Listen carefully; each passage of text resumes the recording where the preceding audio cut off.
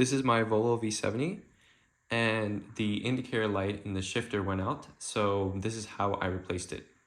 And the first step is popping off this cover. You're gonna need like a clip remover like this or something. Pop off this cover, and there's gonna be two T25 screws.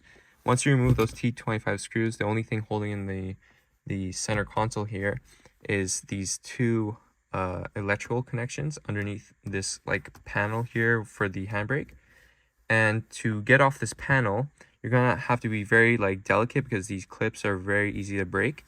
And if once you break those clips, this won't sit right in the center console anymore.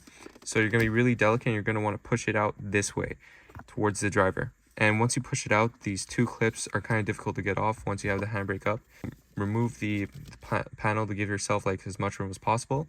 And you're gonna use a flathead screwdriver to push in both like electrical connections. They'll pop off, and once you have those two popped off, then the next step is you're gonna have to pop out these clips on the side of the center console here, and they kind of just pop off both sides, like in the direction of the passenger and the direction of the driver.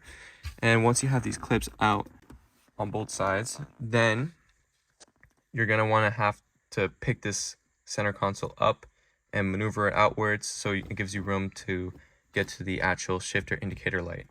And once that light is visible, then you have to just pull it out from underneath this part of the shifter. And once you pull that out, then you can clip it, and once you clip it back in, you just push it back in, and then you have to just do everything in reverse to put everything back.